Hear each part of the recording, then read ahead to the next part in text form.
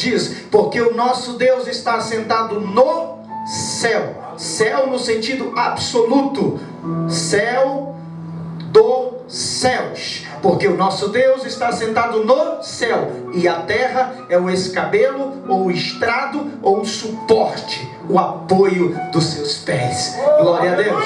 E sabe o que a Bíblia está dizendo? Que no céu dos céus, o maior nome é o nome de Jesus Cristo. Aleluia. Não tem para Miguel, não tem para Gabriel, não tem para querubins, serafins ou arcanjos. O maior nome, meu irmão, lá é o nome de Jesus. E a este nome toda honra, toda glória, todo louvor, toda adoração, toda magnitude, toda excelência, toda grandeza. Então eu quero te dar uma boa notícia. Se você veio aqui para adorar a Jesus, você veio para adorar o maior nome, o grandioso nome, o poderoso nome. Então o nome de Jesus começa a adorar a Deus nesta tarde. Ele é maior. Agora, queridos, por que ele é maior? Porque eu quero chamar a sua atenção. Porque nós não estamos falando do nome Cristo. O nome Cristo, que revela deidade, divindade, não precisava ser engrandecido. Não. Porque o nome Cristo, ou o Cristo, sempre existiu. Sempre foi o Verbo. No princípio era o Verbo, e o Verbo era Deus, e o Verbo estava com. E tudo que foi feito por Ele, e nada do que se fez seria feito sem. João 1:1-3. Mas João 1:14. E o Verbo se fez carne e habitou entre, e vimos a sua, como a glória do unigênito cheio de graça e de verdade.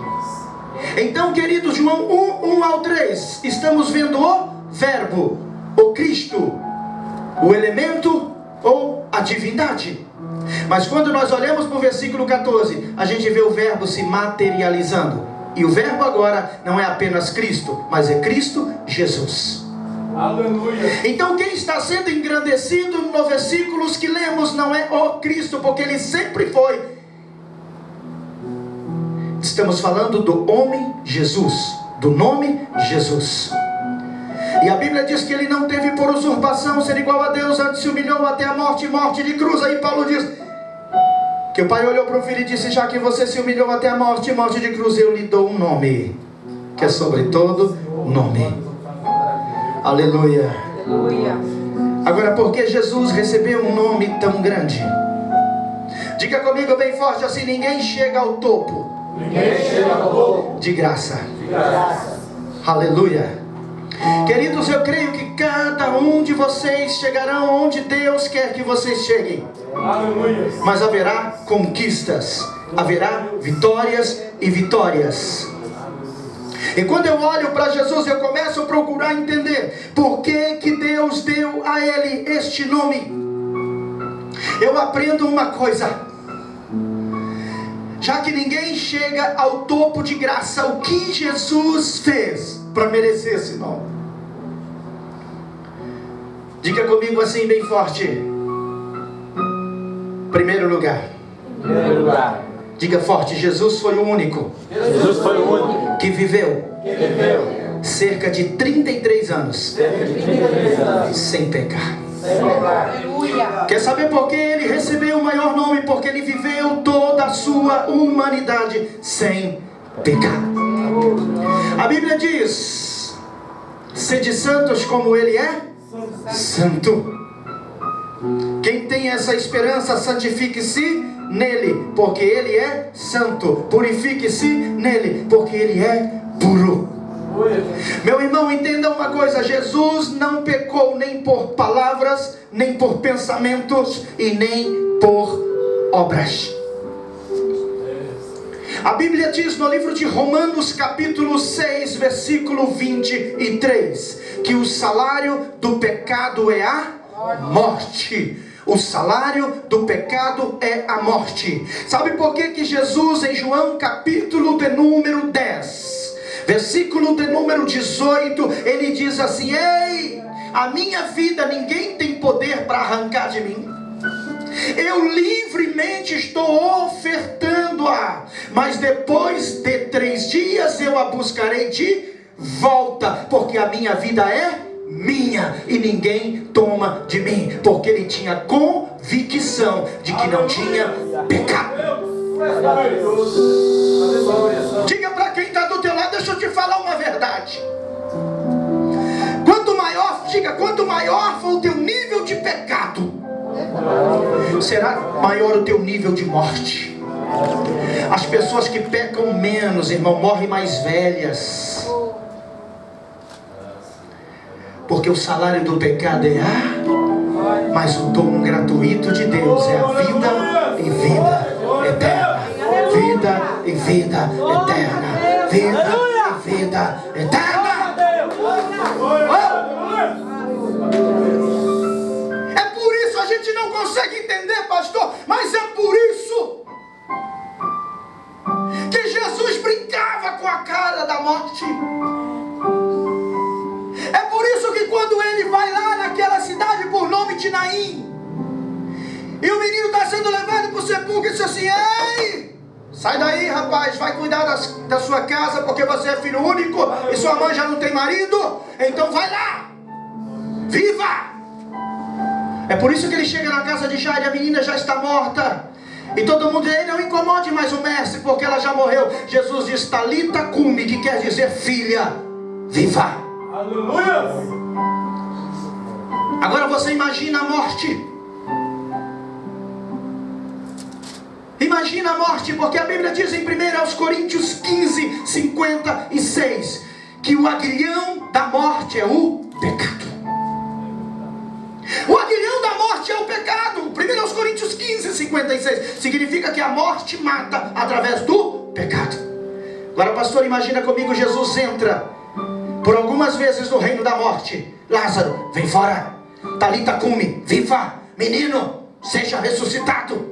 Imagina a morte, pecado. Quem é esse que está entrando aí? Ei, pecado! Quem é esse que tem tanta autoridade para entrar aqui na minha atmosfera, no meu reinado? Depois que eu ceifei algumas pessoas e tirá-las. É um tal de Jesus. Então toca nele, atinge nele, fere ele, porque tu és o meu aguilhão, tu és a minha ferramenta para matar. Mas parece que ouço a voz do pecado dizendo: não tem jeito. Ele não erra por palavras. Aleluia! Ele não erra por pensamento. Ele não erra por obras. Deixa eu te dar uma boa notícia, queridos. Sabe por que a gente consegue vencer o pecado? Porque a gente nasceu de novo. Diga bem forte: eu consigo vencer o pecado. Eu consigo vencer o pecado. Porque eu nasci de novo. Diga assim: mas eu pequei. E sempre peco. Mas ele não reina sobre mim. Porque eu nasci de novo.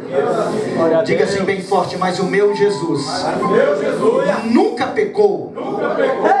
Não é. Diga: não é. Porque ele nasceu de novo. Diga: mas ele já nasceu novo. Ele já nasceu novo. Ele não foi gerado segundo a vontade da carne, mas foi gerado por obra e graça do Espírito Santo. Ele não foi contaminado com uma natureza pecaminosa como eu e você. Ele já nasceu novo. Pode adorá-lo. Então ele venceu o pecado. Segundo, diga comigo: ele venceu o diabo. Preste atenção, querido. Todas as pessoas que você conhece como grandes homens da história bíblica, você vai ver esses homens envolvidos em erros. Quando você olha para a Bíblia, você vai ver que Satanás conseguiu tentar a diversos homens até levá-los a pecar. necessita citar exemplos de pessoas importantes da Bíblia, que tinham grandes alianças com Deus e que pecaram, porque vocês já conhecem. Mas no que se diz respeito a Jesus, o diabo não conseguiu tocar em Jesus. Oh, aleluia. Então, em primeiro, ele não venceu só o pecado. Em segundo lugar, ele venceu o próprio Satanás. A Bíblia diz que um dia Jesus estava ministrando, pregando, evangelizando em um lugar. E de repente alguém começa a dizer: porque ele expulsa os demônios em nome de Beelzebu. Ele manda os demônios embora debaixo da autoridade dos príncipes dos demônios. Queridos, e de repente Jesus percebe que a atmosfera daquele lugar muda. E Jesus começa a sentir a presença de forças espirituais da maldade. Jesus muda um pouquinho o seu discurso. E sabe o que ele diz no livro de Lucas? No livro de Marcos, Lucas, nos evangelhos, ele diz assim: ei, o valente só é valente enquanto não chega um valente mais valente do que ele. O valente guarda a sua casa bem armada, protege os seus bens, enquanto não chega alguém mais valente do que esse valente, lhe desarma e toma todos os seus bens. Sabe o que Jesus estava dizendo? Satanás, se prepare, porque até aqui você mandou, mas está chegando o valente dos valentes, o campeão dos campeões, aleluia, para te desarmar e tomar tudo aquilo que te pertence. Quantos aqui antes estavam debaixo do governo de Satanás, mas já foram resgatados por Jesus? Levante as duas mãos, se você puder, dê um glória a Deus, e se puder aplaudir a Ele, dê uma forte salva de palmas.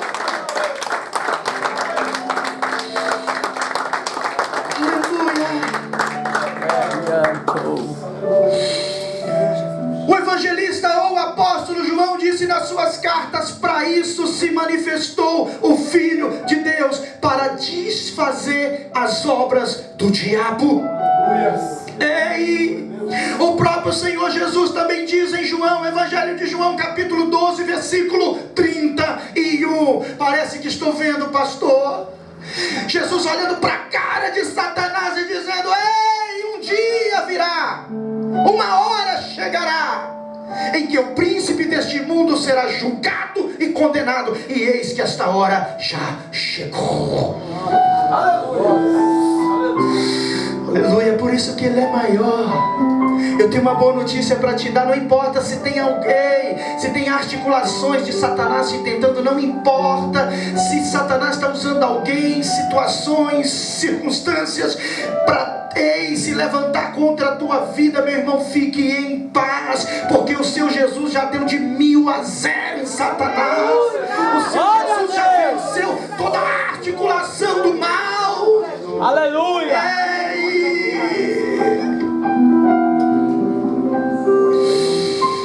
Quando João tem a revelação no Apocalipse, ele disse: ei, Senhor, mas quem és tu que tem os pés reluzentes como latão ou como ouro fundido? Quem és tu que tem diadema na cabeça? Quem és tu, Senhor, que o teu rosto brilha como o sol na sua força máxima? E Jesus disse assim: ei, meu filho, levanta, eu sou aquele que morri, mas estou vivo e trago na minha mão a chave do inferno e a chave da morte. Eu já venci a tua vitória. Amado seja Deus.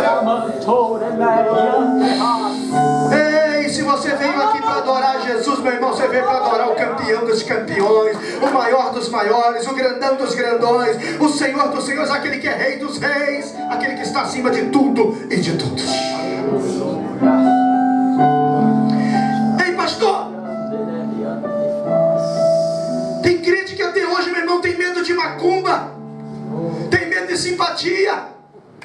Deixa eu te falar uma coisa, meu irmão, nada disso se compara ao poder do nome de Jesus Cristo. Oh, aleluia! Levante a tua sua mão e diga comigo bem forte: diante do nome de Jesus. Diga forte: diante do nome de Jesus. Pomba gira, quebra a asa, tranca a rua, perde a chave, e preto velho aposenta, meu irmão. Em o nome de Jesus não tem para demônio, não tem para principado, potestade, hoste, dominador, porque o nome dele está acima de todo nome, de todo nome. Adore este nome, querido, de todo nome, de todo nome. Olha o que diz a Bíblia no livro de Efésios, capítulo de número 1, a partir do versículo de número 19, diz assim: e qual a sobreexcelência da grandeza do seu poder para com os que cremos, segundo a eficácia da força do seu poder, a qual, olha o que diz, exerceu em Cristo, o ressuscitando dentre os mortos e o fazendo assentar à sua direita nos lugares celestiais. Olha que coisa linda o versículo 21: acima de todo principado, potestade, poder, domínio e de todo nome que se nomeia, não só neste século presente, mas até no século vindouro. Sabe o que Paulo está dizendo? Hoje, no tempo dele, hoje, o maior nome é o nome do meu Jesus. Mas se amanhã aparecer um bambambam, um rei da cocada preta, dizendo: eu sou maior do que Jesus, já vou deixar escrito, até nos séculos que ainda estão por vir, até no futuro, o maior nome é o nome de Jesus. De Jesus.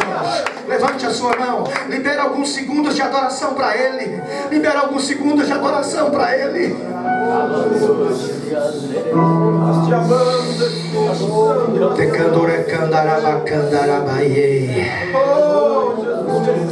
Deixa eu te falar uma coisa. Sabe por que Ele é maior? Porque Ele venceu a morte. Diga assim: o meu Jesus venceu o pecado. O meu Jesus venceu Satanás. Diga: as correntes da morte não conseguiram segurá-lo na sepultura. Ei, olhe para mim, deixa eu te dizer uma coisa. Se você hoje pudesse, eu sei que você não pode e nem vai querer fazer isso, mas se você pudesse, chegasse para a morte e dissesse: morte, ei, me responda, onde estão os grandes homens da Bíblia Sagrada, começando desde Adão, encerrando no último apóstolo João? Sabe o que a morte diria? Morreram e estão guardados. Se você chegasse para a morte e dissesse: ei, morte, onde estão os grandes famosos que já morreram? Famosos que vocês conhecem. Onde está John Lennon, rei da música popular mundialmente falando de John Lennon? Tomou 3 tiros nas costas por um dos seus fãs. Está aqui. Onde está Sam David Jr., rei da dança? Moser, rei da ópera? Estou perguntando. Segue aí a sua lista. Clementina de Jesus, a rainha do samba. E vai. Escolha quantos nomes você quiser. Charles Chaplin, rei do cinema mudo. Bruce Lee, rei da briga, da pancadaria. Até briga tem rei. Pablo Escobar, o rei da cocaína. Até droga, até coca tem rei. A morte iria. Estão todos aqui. Mas se você dissesse: morte, onde está Jesus? Ele ia olhar para você e dizer: ele morreu numa sexta-feira. Ficou sexta-noite, sábado, o dia todo. Mas domingo pela manhã não deu para segurar. Ele ressuscitou. Aleluia. Aleluia. Nós estivemos visitando a capela onde John Wesley viveu grande parte da sua vida, ou a maior parte da sua vida. E me levaram ao sepulcro de John Lennon. De John Wesley. Aquela sepultura é super famosa. Diga comigo: a sepultura de John Wesley é uma das mais famosas de Londres, por aquilo que lá está. A sepultura dos grandes famosos que você conhece são famosas por aquilo que lá está. Mas a sepultura mais famosa do mundo é a mais famosa por aquilo que lá não está, porque ele já ressuscitou. Aleluia!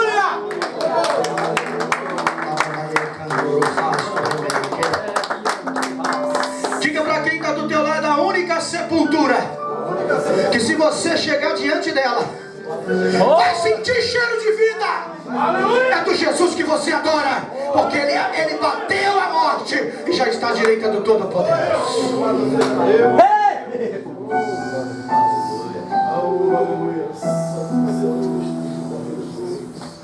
A Bíblia diz, queridos, eu quero chamar a sua atenção para uma revelação poderosa. Fique tranquilo, eu estou caminhando já para o final. Mas olha que coisa linda, a Bíblia diz no livro de Apocalipse, capítulo 4. E para que você possa entender bem Apocalipse capítulo 4, é só você ler Daniel 7, versículo 9. O versículo 7, ou capítulo 7, versículo 9 de Daniel, o versículo 9 é todo o capítulo 4 de Apocalipse. E a Bíblia ali começa dizendo que João tem uma revelação. Glória a Deus. E sabe qual o céu que João vê, pastor? Ele vê o trono, ele vê o terceiro céu, o lugar santíssimo, sem a presença do Cristo ressurreto.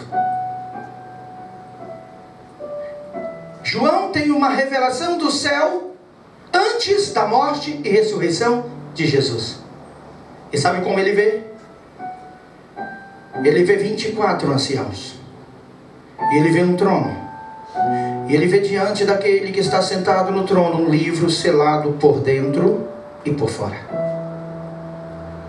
E de repente ele ouve a voz de um anjo forte que dizia: ei, não foi achado ninguém, nem nos céus, nem na terra, e nem debaixo da terra, digno de abrir o livro, desatar os seus selos e nem de olhar para o livro. E João diz: então eu chorava muito. Mas de repente, queridos irmãos, começa a cumprir-se aquilo que está em Daniel 7, versículo 13. Quem lê o finalzinho do Evangelho